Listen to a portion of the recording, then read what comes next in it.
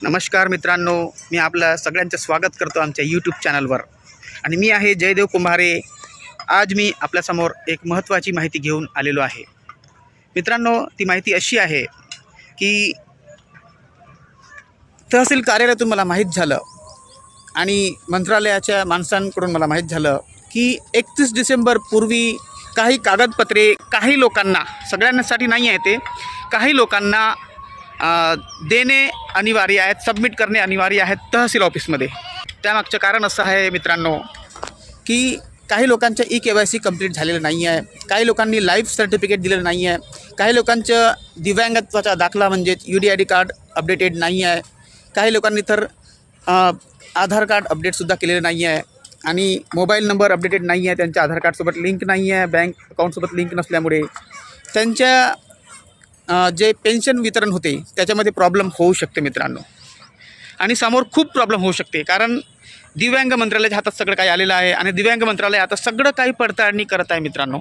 जे fake account आहेत, ज्यांचे फेक डॉक्युमेंटच्या द्वारा ज्यांनी आपलं काम जमवलेलं आहे, म्हणजेच पेन्शन ते लोक घेत आहेत काही अधिकाऱ्यांच्या मदतीनं, अशा लोकांची वाट लागणार आहे मित्रांनो. मी खरं सांगतो. म्हणून ते लोक एकदम पडताळणी करत आहेत आणि थोडीशी पण जर चूक असली, थोडीशी पण काही चुकीचं काही तुम्ही जर केलं असेल किंवा तुम्ही UDID कार्ड तुम्ही अपडेटेड नसेल केला, आधार कार्ड अपडेट नसेल केला, तर ते पेन्शन थांबण्याची शक्यता आहे. बँक अकाउंटसोबत लिंक करून घ्या लवकरात लवकर मित्रांनो.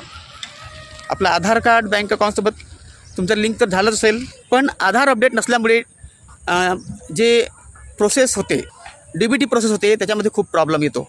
तर DBT प्रोसेस ह्या एप्रिल महिन्यापासून बरोबर राहण्यासाठी तुम्हाला आधार अपडेट करणं जरुरी आहे, KYC अपडेट करणं जरुरी आहे, मोबाईल नंबर लिंकिंग आधार कार्डसोबत आणि तोच मोबाईल नंबर बँक खात्यासोबत जोडणं खूप जरुरी आहे मित्रांनो. म्हणून तुम्हाला सांगू इच्छितो की आपला UDID कार्ड, आधार कार्ड अपडेट करून घ्या आणि लवकरात लवकर लाईफ सर्टिफिकेट जर दिलं नसेल तर करून घ्या मित्रांनो. कारण कित्येक लोकांचे नाही झाले. तुमचे झाले असेल, तुम्हाला वाटेल की मी सांगत आहो वारंवार, पण तुमचं झालं, पण काही लोकांचं झालेलं नाही आहे मित्रांनो. म्हणून तुम्ही करून घ्या लवकरात लवकर.